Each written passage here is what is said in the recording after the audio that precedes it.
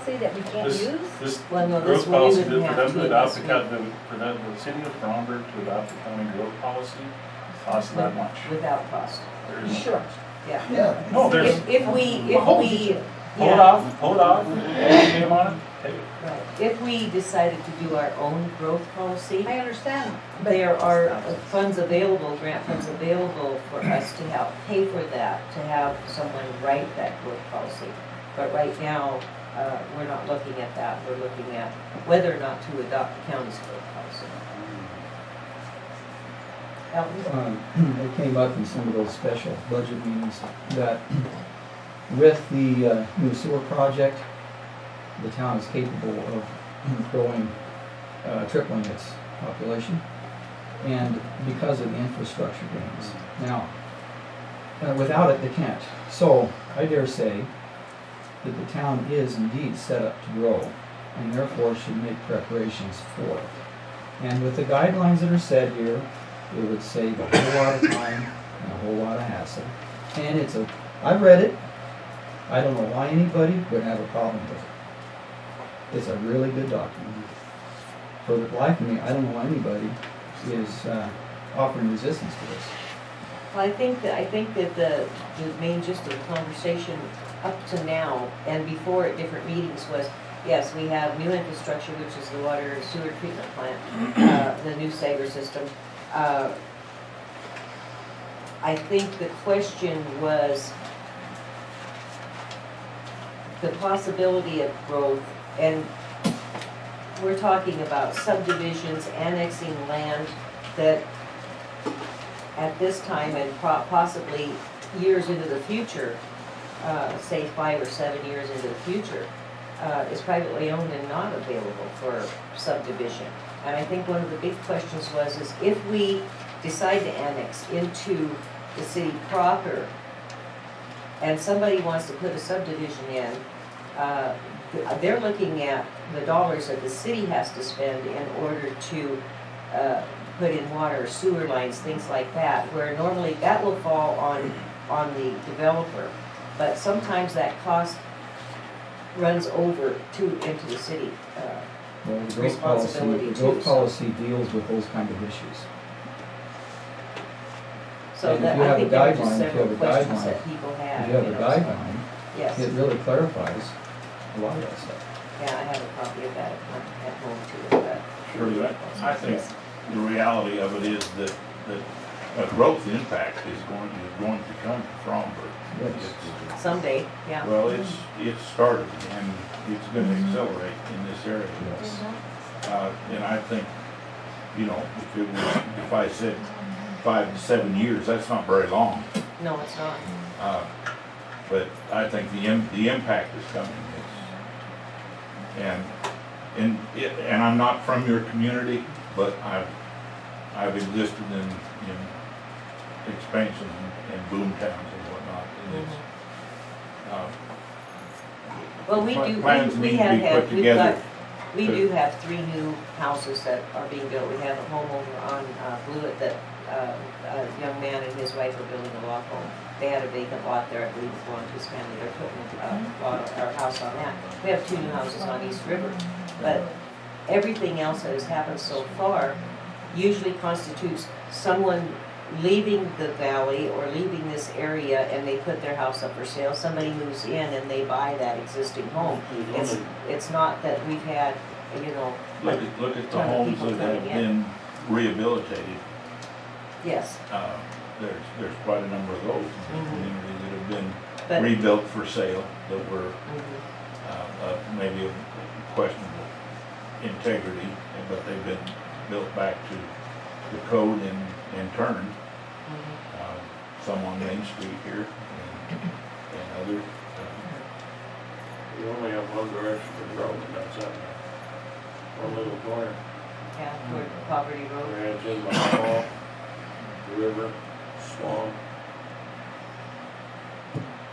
Unless we want to use how many acres we have up there, it used to be dump, and I don't know if you could even do that. That's all we have left. No, I It's don't not been think that's- sold. I don't think that's feasible yet. I don't think so either. You would have to access all the land in between here and the dump. Exactly. But the school's got all that property on the other side of the school. So that leaves a hayfield to the west. We're kind of an island here. Kind of like Bear Creek, that place school. That's it. But without a growth policy, when something does come in there, you have no sideboards, no guidance. What did you adopt that one? Oh, yes, we did it, we did it probably 25 years ago. Because a lot of times when you're applying for the USDA grants and all that, that is one of the requirements. It's not a that's kind of- requirement. Not a requirement, but I mean, It's it's- heavily weighted in the Yeah. scoring if you When have, you do the scoring, so what do you, you're planning in the growth policy, So- for the ones they wanna see. Capital improvements plan, growth policy. it's not like you're planning on growth, you're planning to control that growth. If it doesn't happen, you're not on anything. But if it does happen, then you have parameters, direction to go, something that gives you the path that causes the least problems for the city. So you have to have those parameters. It's just a template. So if somebody comes in and says, I want to buy this whole block of Main Street, and I'm gonna put this there. What are you gonna tell him? Well, sure, we don't have any reason not to, but if you have that growth policy, you have the parameters, the requirements, what he needs to do for the infrastructure to make it work. So it is not a burden on the town. But if you have none, then you have no argument to him. He can do what he wants because you have no other plan.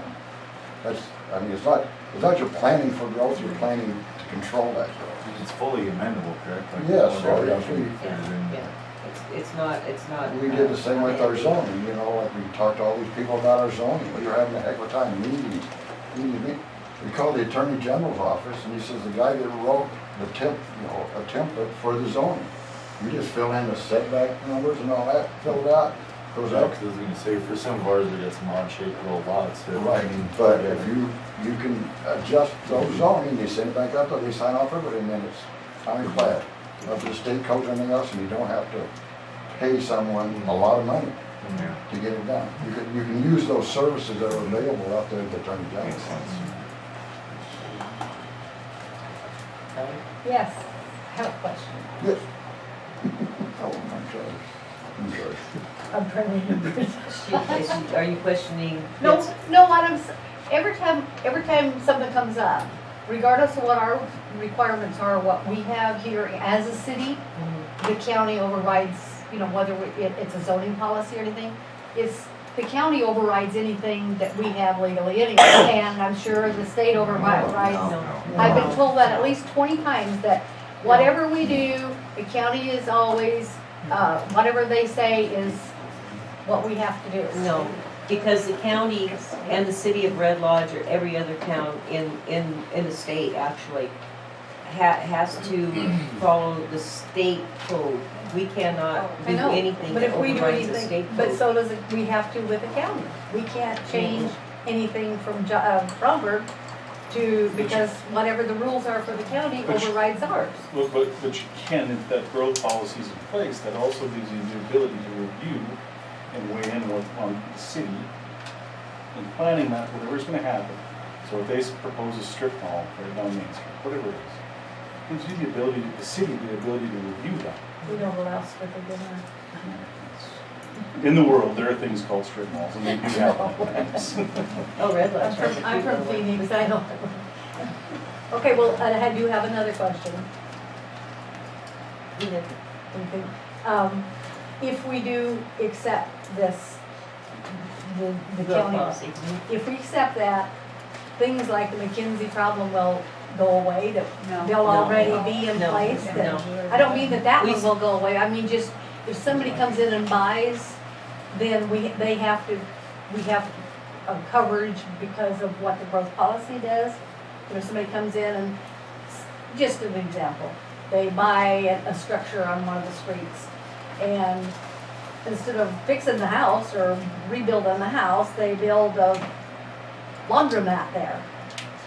Would we be protected from that because that's Well, not they still have to allowed? follow town code. Which goes back to the fundamental thing that the town code has to be updated to meet the county and state laws. I'm sorry, Audrey, say that again. It goes back to the fundamental thing that the town code needs to be brought up in accordance with state the state law, the same way the Right. county has to follow and everything else. So And that's what we are trying to get the, done now. the city trying to code get- and the growth policy should work hand in hand. If, as Okay. Commissioner Bullock said, if we want to, we can make it tighter, we can make it looser, we can do whatever. But that's the, That's what your Building zoning law. committee is for. These guys know more, but when I was reading that, I didn't see anything in there about specifics about zoning for a town. I didn't even have to see him mention it. And so, for the life of me, I don't know why that would, zoning would be an issue, as far as the bill, county road policy is concerned. I saw no specifics even mentioning that. Perhaps I'm wrong, but I didn't see it. Zoning would be within the realm of the city council. Right, And Exactly. yeah, we would still amend or write our own zoning code and our town code, but,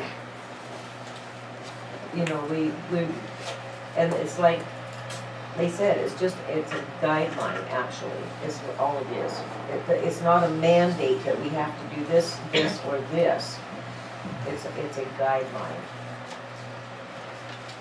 So, Well, Lord knows we need grants if we're ever gonna wanna do anything. I mean, having this, and the guys can speak to it there, these guys, and I mean, if it's fully amendable. no, it doesn't guarantee that you're gonna get grants, it just kind of Well, gives you a yeah. little bitty baby step up the ladder. Sure, they got better grades Have and stuff. better, yeah. But getting the grants and the competitive scoring lately, the difference is literally a couple points. Yeah, It is a big deal. Yeah. You either need to do your own growth policy or adopt the county's if you want to acquire any major infrastructure grants. As it goes for the savings, I mean, if we had to kick out 15 grand to get this generated ourselves right now, we just. You probably end up with the same document. So in that same token, I motion we accept 480. I second. okay, I have a motion to accept the Carbon County growth policy, the adoption of growth, policy, all in favor? Aye. I didn't hear anything on this side.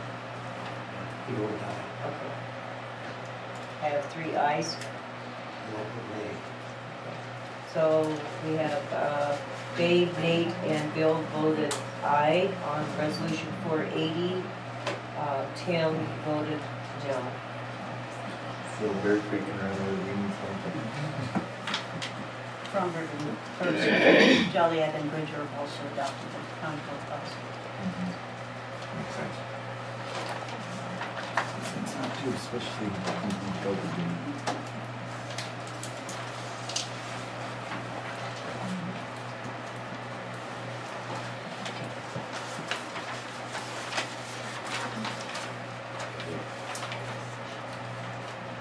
Next on the agenda is ordinance 278, an ordinance amending Fromberg Code 2-5-11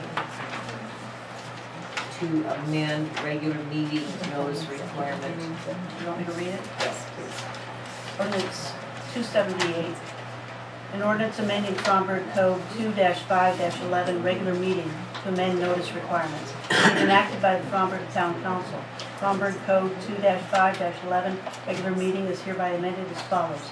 Meetings of council.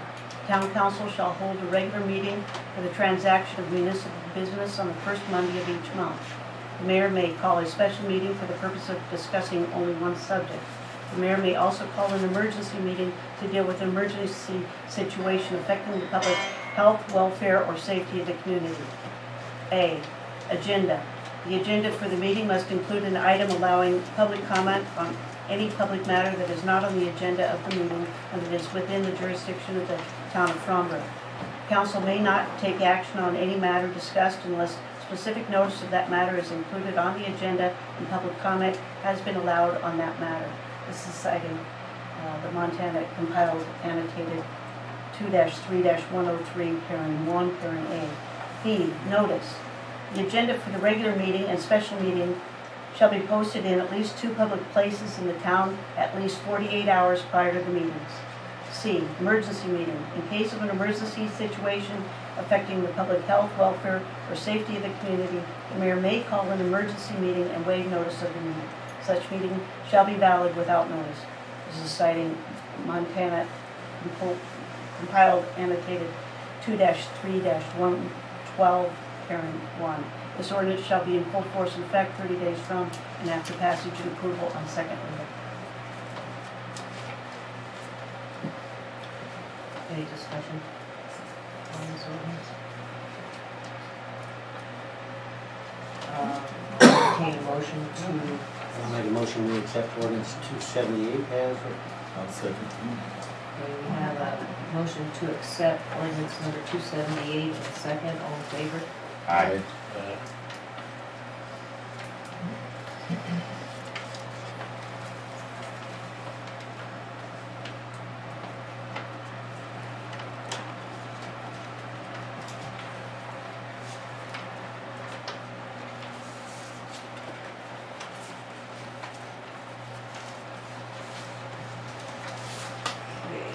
We are looking at American Plumbing and Excavation Service Contract. We are installing 4 services for the town. They were actually the best bid that we had. The lowest one. And this is for excavation and utility work on East River. This will be for the Lagoon Water Service tie-in, Loftus, 2 separate services for Loftuses, 307, 319 East River. They will cut street, excavate down water line level, complete tap of water, install new union, run line to new meter pit, per box, plant existing water line to a meter pit, backfill with existing materials, accepting the street, 3/4 road mix will be used for that, compact all excavation to grade, be the same scope of work on, for the 2307, 319 East River, and the same scope of work for the Bartlett subdivision. The difference in this Bartlett subdivision is they have put on here that they will identify locations for the water service to the new home site. And there's a possibility of exploratory excavation if they cannot find pipe with metal detectors. Are these currently the guys that are doing the excavation now on East River Street? Yes. So you're having them do the contract, you're having them do the work and now I you're did going that. for a contract? I did that on my own volition, simply because of a health and public safety issue. At that point, our sewers Okay. were backing up. What is Yes, that? they were. I know. That manhole out there, just by where the lagoon is, Yeah. I lifted that lid up, it was like 3 feet from the street. Is that when the alarm was going off?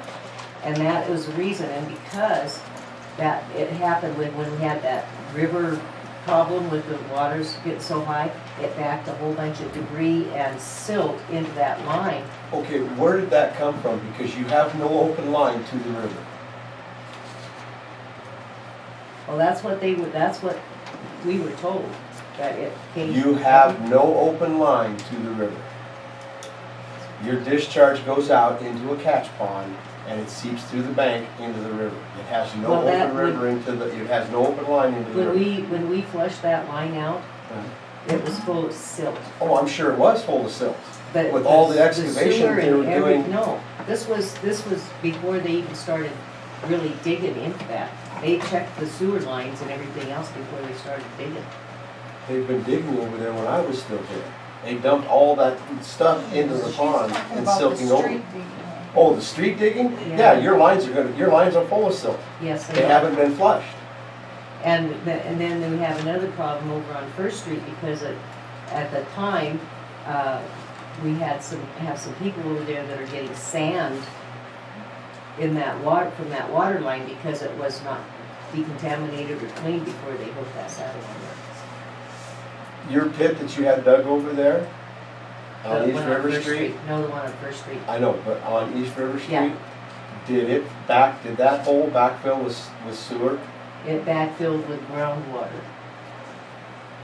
But they had a back truck over there. No, I understand that. I'm talking whatever it was last week or whatever. But my and I'm just asking because it was just brought up to me that when we had the sewer problem, that it backed up with sewage in that hole. Not a lot of sewage though, just a little bit. Okay. Was there water line, was the water line and mains exposed at the time that that sewage was backed up into there? No.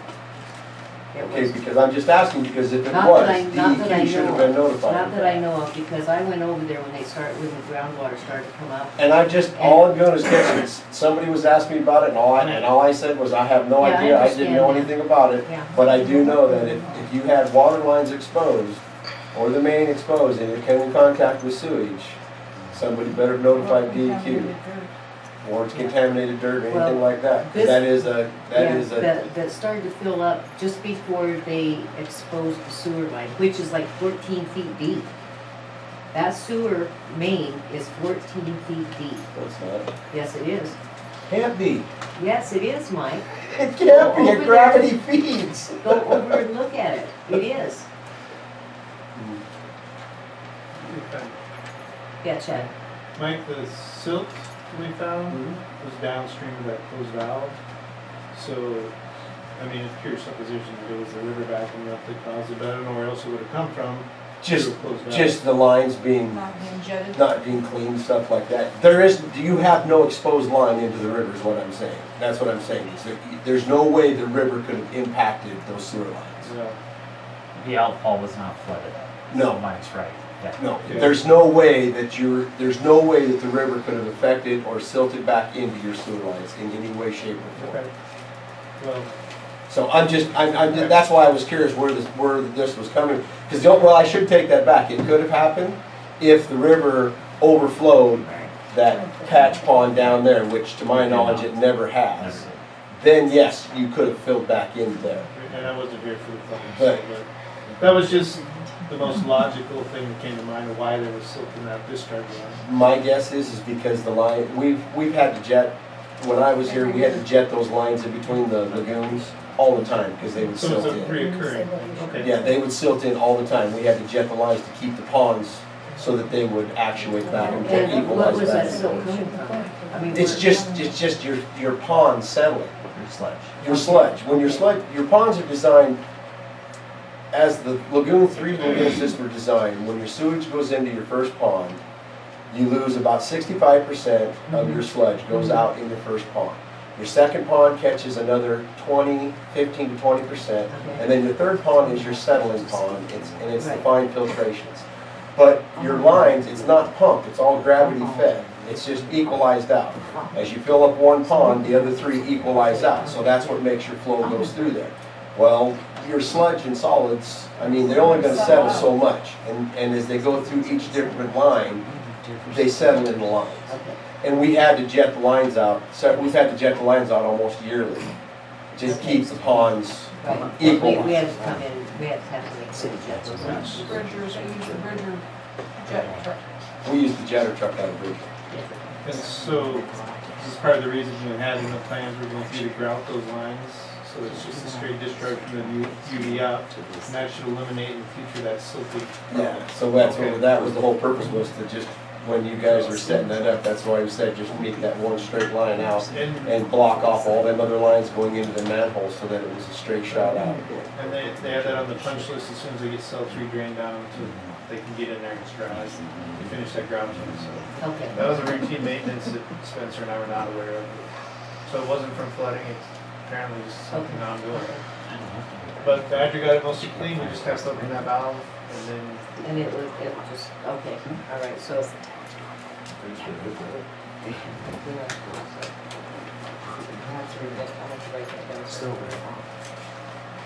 That makes sense, Spencer? Yes, it does. Okay. Yep, I'm totally on board. So that's, well, coincides with what you observed and showed Yep. us. It does make sense. I wanna see this valve that Chris said he found. I Yeah, never it was saw buried, I went out there. Oh, really? It's Down pretty by- obvious. It's down by the manhole, just off to the side, there's a Chris valve. uncovered Shuts the lines off. Because Eddie called me about it today and I told him exactly where it was at. Has to be opened up. They exposed it, Thank you. dug it out. Okay, let's get back to American Planning and Conservation.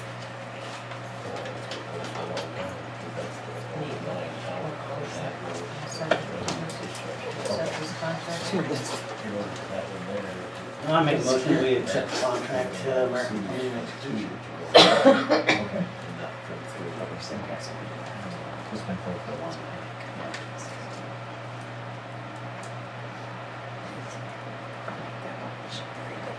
Before I go much farther, one thing I would like to see though is, I mean, if they're gonna be using our equipment on this, was that included in their bid, or was that them being bought? So this is their bid or their equipment? Keep going. And I'll second it. Okay, I have a motion and a second to accept the contract with American Plumbing and Excavation. Is all in favor? Next thing we have on the agenda is Great West Engineering, draw number 17, draw request number 17.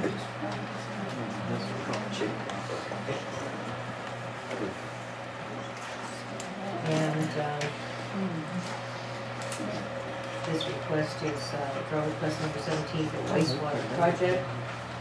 Please have RD request a full funds letter, engineering invoice summary, outlay report.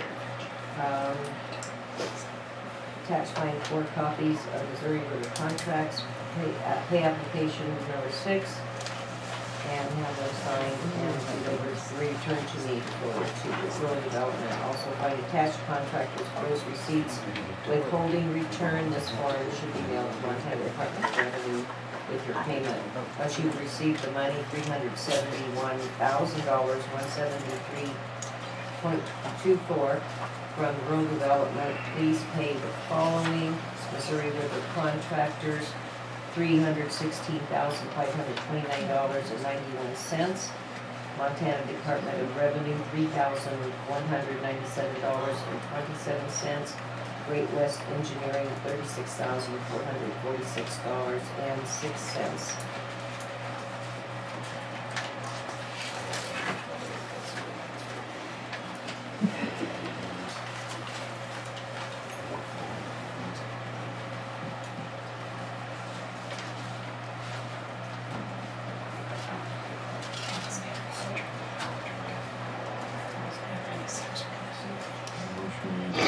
Accept the request for funds. A motion to accept draw number 17. I'll second it. One second. All in favor? Aye. Thank you. Okay. Going on to public comment. I would like to do one thing before we get into the actual public comment. Last meeting, evidently, I overlooked, not intentionally, but I did overlook a letter from one of our citizens in town. And Marge Taylor. And she wrote, to Mayor Miller and the Fromberg Town Council, I am writing to request that no payment be made to the construction company who tore up our volleyball court and street with heavy equipment with total disregard for the fence and basketball hoops. I feel not only a slight fix is needed, but a complete upgrade. Surrounding communities who have contracted for improvements have had their infrastructure substantially improved, just not returned to its pre-existing condition. Additionally, those construction crew members have contributed to said towns with increased rent revenues as well as any services they purchased. Was that true in our community? A written agreement is needed. There is still time for such a request to be accomplished. I ask that each and every council member sign off on this agreement before the final payment check is issued. Last November, we elected new council members and a new mayor on their claim to fiscal responsibility and transparency. We wanted change, not more of the same. The town of Fromberg needs everyone's input. We can't merely go along with status quo. Also, whether a new purchase or current ownership, are landowners required to mow to the center of the street? Which I have to have that explained because I'm not really sure what she's talking about here. We think not is our position. The town of Fromberg owns and is responsible for the maintenance of the streets, alleys, and easements thereof. Has anyone been designated as a go-to person overseeing the streets, parks, etc.? It takes an entire town council and mayor to do justice to our town. Is there a confidentiality agreement as well as termination agreement for town employees to sign? What procedures are to be immediately followed if said agreements are broken? Thank you for your time. I hope these things can be addressed on or before the next council meeting. Sincerely, Marge Taylor. So normally, well, I'll start at the bottom first because normally we do have a confidentiality agreement with our employees. They are signed, and we do have a termination policy.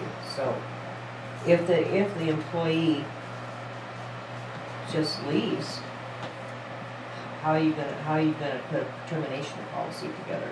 I mean, it's up to them whether they wanna stay or not, right?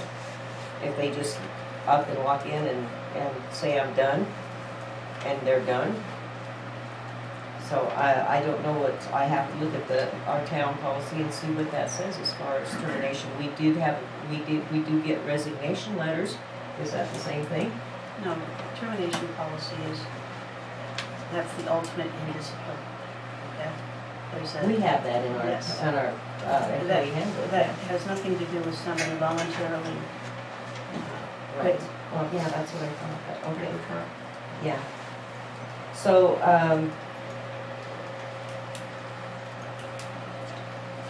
designated as go-to person overseeing park streets and et cetera. Well, right now, our part-time guy is doing all of that. And he does a darn good job, I have to say.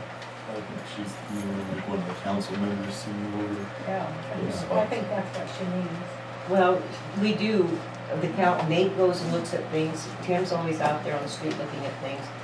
Nate does when he's home, Bill does when he's at home, but we have members of the council that have full-time jobs that, are not out there all the time, but the council does do their part as far as, checking things out to make sure It that. would be a good idea to look into like maybe going into branches to where something that just in smaller chunks to make it easier for everybody else to where that way if she was upset with the way the park looks, instead of coming and chewing in here on it, she can find one of us, address it and bring it back to the council and actually entertain it, but how to rectify the situation. Just something to look Mayor, at. in other towns that I've assisted with my legal representation, they have assignments. And they go for a year at a time. And one assignment would be streets, okay? Right. Another assignment would be the ordinance committee. Right, and we've discussed that too. And I think that might benefit in terms of communication. Exactly, and I think that, everybody's discussed that possibility, but what I'm saying is that Nate has a full-time job.